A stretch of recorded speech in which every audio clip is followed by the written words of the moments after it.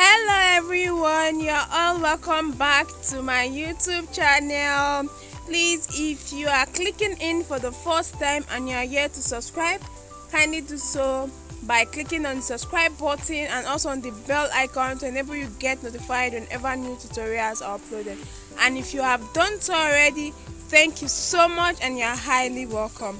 In today's tutorial, we're going to be learning how to make this gathered and pleated turban cap using the sequins fabric.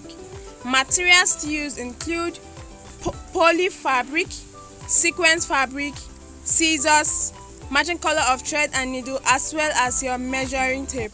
Half yard of sequins fabric and half yard of poly fabric will be enough for this project. The poly fabric is otherwise known as the light scuba. So having known all that, let's get right into it. This design which we are working on is divided into, firstly we have the band, secondly we have the base.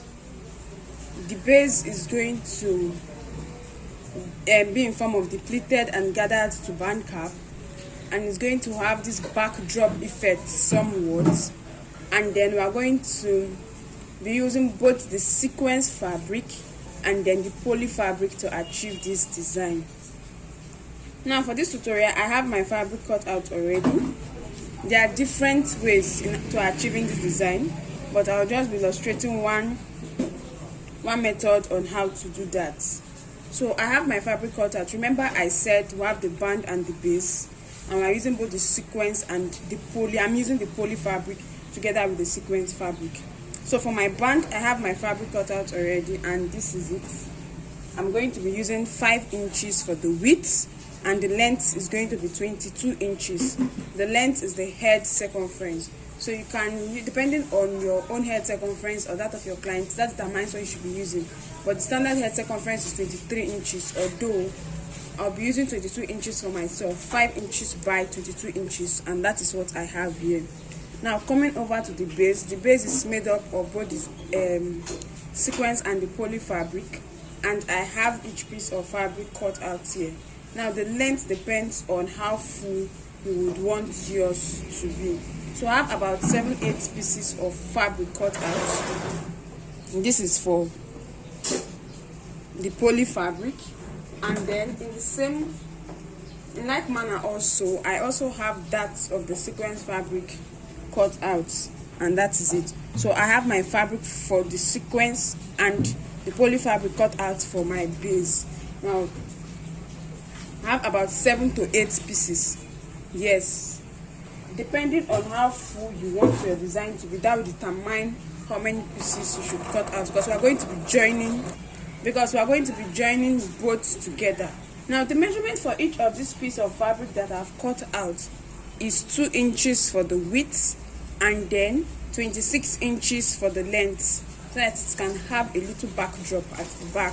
So I've cut out 2 inches for the width by 26 inches for the length for each piece of poly fabric and for each piece of sequins fabric. Now depending on the kind of backdrop effect you want to get, that will determine how the head circumference, the length of your fabric should be. But mind, the head circumference is 26, while the width is 2 inches for each of this piece of fabric that I had cut out for both my sequins and my poly fabric. Now we're going to be joining both of them together in order to form the base of our design. So to do that, what I'll do is that I'll get each poly fabric. I'll place my poly fabric first, and then go ahead to place the wrong side of the sequins fabric on the poly fabric. So the wrong side of the sequins fabric should be on the fine side of the poly fabric. So wrong side facing fine side, and then I'll place it down this way. You can then go ahead to use your pin to hold it down. And I'm going to be doing this for each piece of fabric that was cut out for this work. So I'll just go ahead to join everything together this way, and then I will get back. So right here I have about 4 pieces of both my sequins and poly fabric join together. So this is the fine side, and then this is the wrong side where we have the poly fabric. Now what we have to do is that we have to join this together so that we can get the base to form that pleated and gathered design. What we will do is that you will get the first piece of sequence and poly fabric this way, and then get a second piece. This time place one on each other, fine side facing fine side. That is sequence fabric facing sequence fabric. So for me to place my sequence fabric on this, I have to turn it to the other side, and then I'm going to place on my sewing machine, and I will sew down from one end to the other end. So I'm going to use my pin to hold it down so as to illustrate how it will look like. So this is it. I have my fabric here and I've pinned it down at this end. So what I'm going to be doing that I'm going to be sewing down from this end. I'll stitch this down all the way to the end. I also get this fabric, stitch it down all the way to the end, and then let me open this up.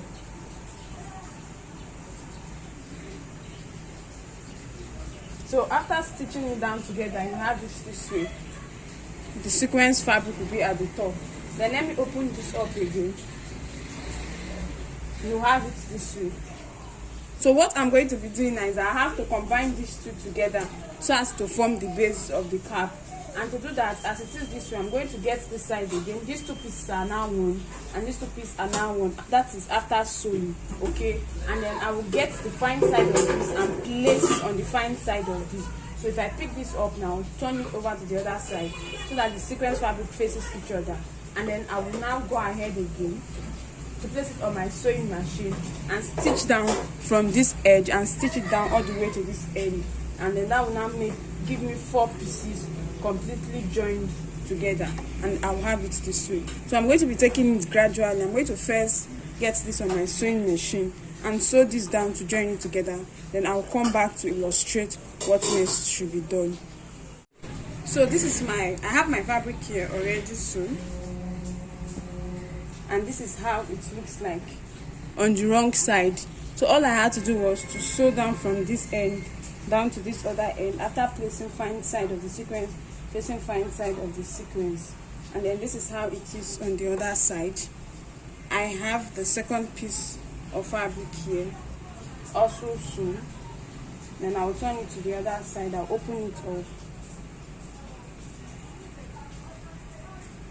Then this is it. And then lastly I have this. For this I combined 3 steps together. So what I'm going to be doing next is I have to combine everything together to form the full base. So I'm going to pick this one, fine side facing fine side, place it down here, and then sew from one end to the other. And as soon as that is done, I'll open it up, then get this last piece, place it fine side facing fine side, and then also go ahead to stitch from one end down to the other, and then open it up, and then that gives me my base. So like I said earlier, the number of pieces you are cutting out for your base depends on how full you want it to be, how wide you want it to be. So let me do that and then I'll get back. So this is my work, and then this is the fine side of it. You can try to make it as long as, that is as wide as you want to. I have about 10 of these joined together. I later added to the 7 I had initially to make it wider, and then I have the wrong side this way.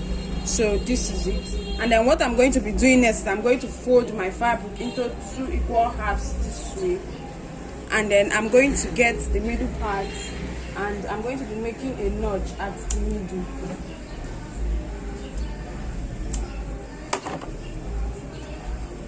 So this is it. I have the middle of my fabric at this point, and then I'm going to get the band which I cut out earlier. I'm also going to fold it into 2 to enable me get the middle of it, and then I'm going to notch it at the middle. So I have the middle of my band here, and then I will get my first piece of fabric for the base, and I'm going to get my piece of fabric for the band. I'll be folding the fabric for the band into 2 with the wrong side inside and the fine side outside, and then I'm going to place it on the base, ensuring that the midpoint of both the band and the base aligns together, and I'm going to go ahead to pin it down to help me hold it in place.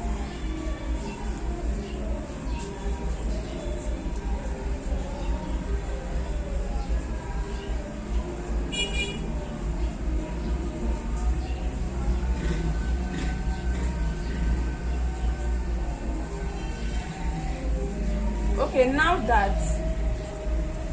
that I'm done pinning this down, I'm going to get this on my sewing machine and sew down from this end down to this other end in order to join the band down to my fabric. So this is my work, and then I've joined down the bands down to the base. This is the wrong side of it, and then at this junction, before we can continue with what we are going to be doing next, if you have access to your weaving machine, if you have a weaving machine, or if you can take it out, you have to trim off the fabric and then weave. After trimming off this fabric, the edges, will now weave it in order to get neat finishing. This weaving stage is very important, especially if you are working, that is working on a design for your client. It's important to take it out for weaving so that you have neat finishing at the edges. So having done this, I'm going to fold my fabric into two for us to continue. The essence of folding this is for me to enable me get the middle of the fabric. Okay. So you can mark or use your pins to hold it down. So I have the middle of my fabric at this point, and then I'll be needing my thread and needle so that we can stitch in order to form the gathered design. And I have that here. Now to continue, I'm going to pass my needle and thread from inside the cap. So I'm just going to start a bit from the band. Please take note of where you have your middle part. So I'll just pass it from the band part and bring it upwards. Then I'm going to pick this down this way and then take it towards the other side. So this is how it is. This is at the middle. I've passed my needle and thread from the wrong side towards the fine side, and then I'll pick up my fabric this way, like into two, and then pass the needle and thread. I'll pass the needle and thread out from the other side, and then I'll start picking up my fabric and then folding it down into two. Then I'll pass my needle and thread through it. I'll go over to the next step, pick the fabric up with the fold into two, and then pass my needle and thread through it. So I'll continue in this order. The next step, pick it up, fold into two, pass the needle and thread through it. So this will form the gathered design, and then go again.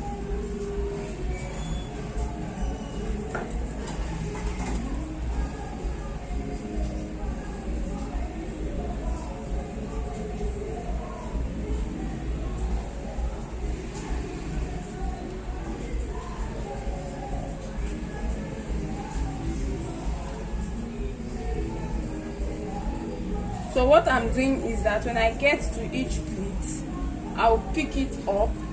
So this is one pleat, for example, because the sewn part is here and is here, and then I'll pick it up, fold into two, and pass my needle and thread through it.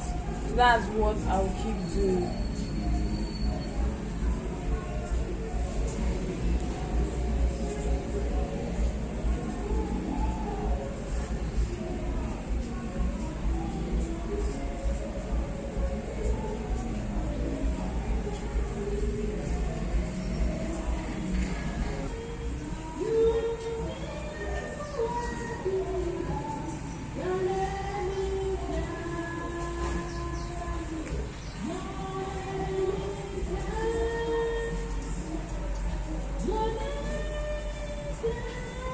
So this is it, and then I'm not going to do this to the end. I still have one left, but I'm going to leave this last one free because that is what I'm going to be using to join my fabric. So I'm going to go back to tack this down and then secure my thread and cut off the excess thread. Then I'll get back for us to continue. So like I said earlier, I left this last pleat free because this is what I'm using to close up the fabric. So right here I have my work and I'm done making my gathers and my pleats, and I've secured my thread and cut off the excess thread. Remember, this end is free. So what I'm going to be doing is that we're going to be forming the cap. So I have to fold my work into 2 equal halves this way, and then I'm going to place this on my sewing machine and we're going to be sewing. Now remember that the base is a bit bigger than the band. So when I stitch the band down here, I'm going to extend, turn my machine to stitch down this side. So I'm stitching down this way. When I get here, I'll stitch down to this end before I'm going to come down and start stitching this end down to this very end here.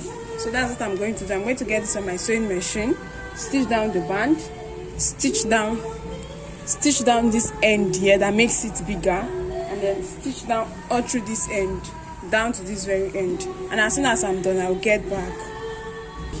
So I have my turban cap here, and see the way I had it sewn. I had this part sewn down, then I extended it and had this side sewn, and then I brought it down and had it sewn from this end to this end and extended it down to this very end. So this is where it ended, and then this is it. Now what we'll be doing next is that we're going to be making a running stitch to form the gathers at the back in order to give it that a normal turban cap look. So to do that, we're going to start making the running stitch from this end down to this end. I have my needle and thread doubled already, so I'll just flip my work this way and then I'll start making my running stitch.